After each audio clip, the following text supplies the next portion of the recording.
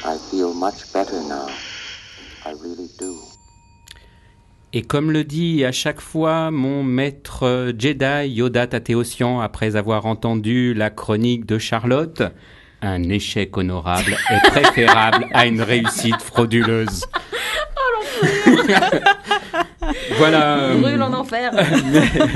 Merci Yoda Tatéossian pour ces lumières qui éclairent nos nuits.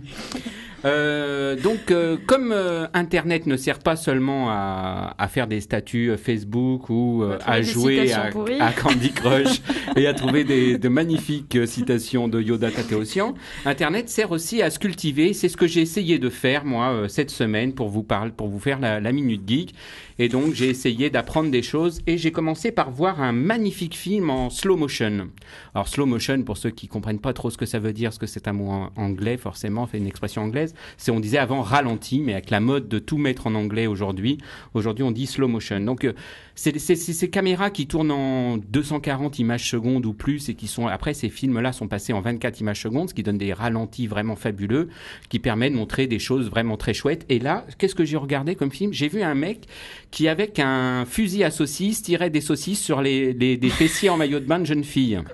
Ah oui, c'est de la grosse culture. C'était très intéressant car je ne pensais pas que ça existait, moi, les fusils à saucisses.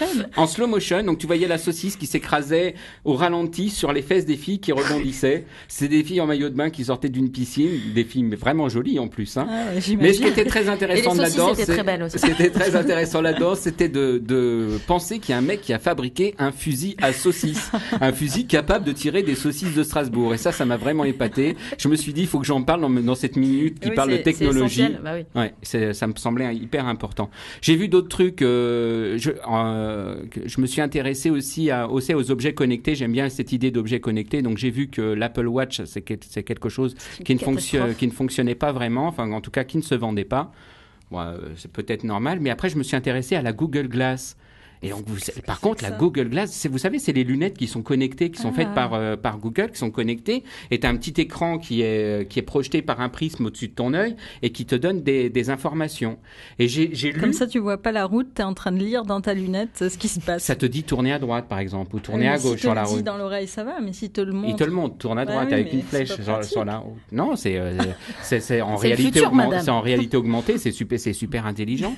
Il y a des gens, en France, il y a eu des chirurgiens qui ont chirurgiqué, c'est-à-dire qui ont fait des opérations, fait des opérations chirurgicales avec équipés de la Google Glass pour parler avec leurs amis japonais en même temps qui faisaient l'opération chirurgicale. Ah ouais, c'est comme la vidéomédecine, enfin la télémédecine, mais sauf que là, c'est carrément sur tes yeux. Quoi. Voilà, carrément sur tes yeux. La technologie n'est pas flippante du tout. J'ai vu aussi que certains policiers aux États-Unis allaient être équipés d'exosquelettes reliés à ces lunettes pour les aider à tirer d'une manière plus précise, au cas où ils rateraient le noir. C'est quoi c'est ça. Si tu vois un mec noir, tu le rate pas, tu seras. Voilà. Et l'exosquelette dirige le bras qui tient l'arme. Et c'est complètement flippant, la technologie ne nous fait pas flipper. Voilà, ça me paraissait important de vous le dire. C'est horrible. Bon, pourvu que tout ça... c'est pas ça donne envie. Il y a Terminator Genesis qui est sorti cette semaine, c'est dans le thème. Ça donne envie d'être réac, c'est horrible. Alors, beaucoup plus sérieux, je voulais parler de notre parrain, le parrain de l'émission, c'est Gilem. Vous vous souvenez de Gilem? Gilem vient de lancer un appel sur Internet car il a besoin de notre générosité pour pouvoir sortir le 4e tome des aventures de Léanie. Gilem n'a pas de maison d'édition qui édite son bouquin, et donc il va le faire à compte d'auteur, encore le 4e tome de Léanie qui devrait sortir pour Noël et qui s'appellera Léanie pas assez métro. Et donc, il a besoin d'environ 600 000 francs pour raconter ça. Il a ouvert une cagnotte sur Litchi.com. Et donc là, toi, tu donnes ce que tu veux. Et en retour, Gilem, qui est vraiment généreux et très sympa, non seulement il t'offrira le bouquin, mais en plus, il te fera un petit dessin.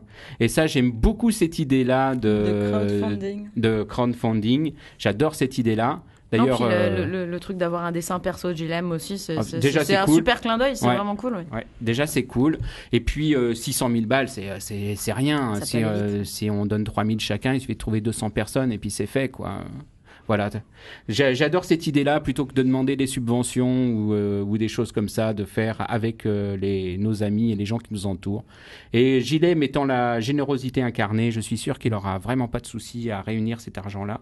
Cet argent-là, c'est bien nous maintenant de lui rendre la monnaie de sa pièce.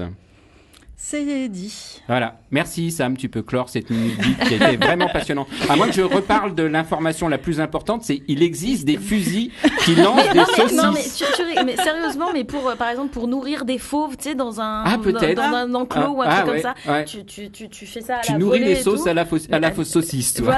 Voilà, imaginons que ça soit un fusil à boulettes de viande, tu vois, après on peut là c'était vraiment un délirer. fusil à saucisse. Hein. Voilà, et ben ça peut servir à ça. Ce film était passionnant, je le recommande. Bien. C'était la Minute Geek avec l'OPT. OPT, le monde à portée de main.